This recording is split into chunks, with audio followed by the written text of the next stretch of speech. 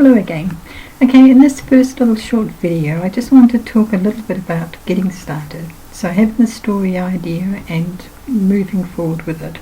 And as mentioned in the course resources, I think it's important to emphasize is that we do work differently. We're creative, we're crafting stories, or we're blurting out in an inspiration sort of way. So don't get hung up on the fact that I might say plan out or review or whatever. Just adapt those principles and use them to your best advantage.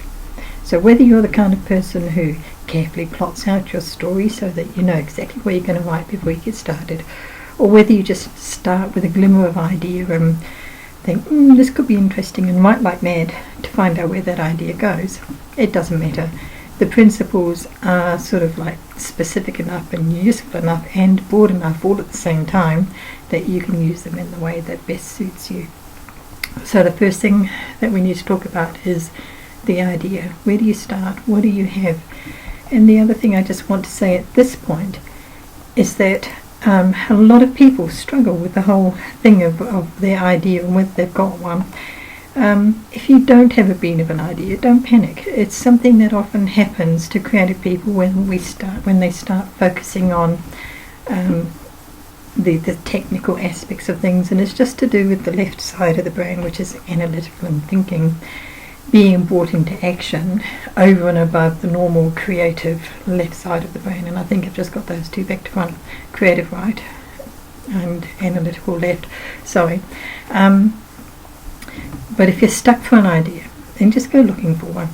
You can use an idea generator. I've provided a link to some website called While the Vice Boils, and on that website you'll find links to a lot of other different idea generators that are worth pursuing. Dig out an old story and just rewrite it in light of what you now understand, or who you are now, or just whatever new ideas you may have. So you can kind of take an old idea, develop it, or mix in a bit of another old idea that you've got and make one idea out of two. You can take one of the course exercises as a starting point from any course that you've enrolled in, it doesn't matter, and develop that. I'm a big fan of reading. I agree with Stephen King, who says if you don't read you can't write. That's not literally 100% true, of course, but there is a lot of truth in it, because when we read fiction we kind of gain ideas subtly, subliminally, if you like. So we can read something that's going to tickle off our own inspiration and ideas and creativity as well. That is not cheating. That is actually just a very normal thing. A writer might read a story and think, oh boy, if I did that I would, and then they take a creative leap in an entirely different direction, and that is fine.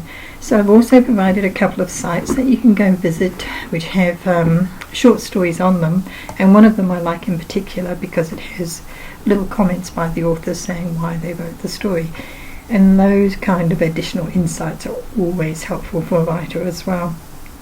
Excuse me looking down, I am reading off the screen so I remember what to say here. The other thing you can do is identify something that has stirred up your emotions and passions and create a story around that feeling or event. I am, for instance, at this time of recording, passionately interested in what's happening with the TPPA and its effect on New Zealand.